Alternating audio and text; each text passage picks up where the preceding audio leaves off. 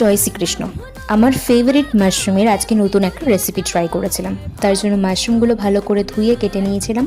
এদিকে আদা, রসুন, পাকা লঙ্কা, লাল লাল আর শুকনো লঙ্কার একটা কালারফুল পেস্ট বানিয়ে নিয়েছিলাম। মাশরুমের মধ্যে মেল্টেড বাটার, হলুদ গুঁড়ো, কাশ্মীরি রেড চিলি পাউডার, নুন আর গোলমরিচ দিয়ে ম্যারিনেট করেছিলাম।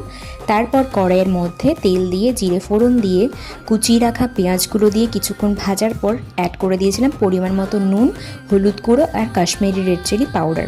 তারপর দিয়েছিলাম 2টো টমেটো পেস্ট, সেটাকে কিছুক্ষণ নাড়াচাড়া করে ঢেকে রেখেছিলাম। তারপর আমি দিয়ে দিয়েছিলাম টক দই। টক দই দেওয়ার পর আমি একটু গুড় দিয়েছিলাম মিষ্টির জন্য, আর তারপরে কাজু পেস্ট। এখানে আমি একটা অনেক বড় ভুল করে ফেলেছিলাম, যেটা আমার আগে করা উচিত ছিল। ওই আদা, রসুন আর পাকা লঙ্কার পেস্টটা আমি দিতে ভুলে গেছিলাম। ওটা আমি পরে অ্যাড করেছিলাম, ওটা আগে অ্যাড করতে হবে।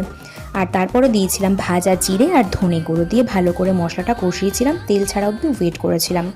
এই রেসিপিটা আমি অতনুর রান্নাঘর থেকে শিখেছি। কিছু কিছু জিনিস আমি অ্যাড করেছি আর কিছু কিছু জিনিস ওখান থেকে নিয়ে তারপর রান্নাটাকে আমি করেছি। জল দিয়ে জলটা যখন একটু বয়েল হয়ে আসবে, তার মধ্যে ম্যারিনেট করা মাশরুমগুলো দিয়ে ভালো করে ঢাকা দিয়ে নিয়ে কিছুক্ষণ পর যখন গ্রেভিটা শুকিয়ে আসবে, কাসুরি মেথি আর ধনেপাতা দিয়ে নামিয়ে নিলে রেডি হয়ে যাবে দারুণ টেস্টি একদম রেস্টুরেন্ট স্টাইলের মাশরুম মশালা। এটা কিন্তু খেতে অসাধারণ হয়েছিল আর বেশ স্পাইসি হয়েছিল।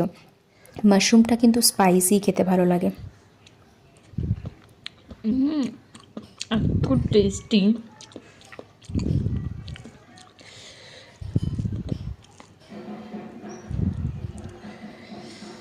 Just look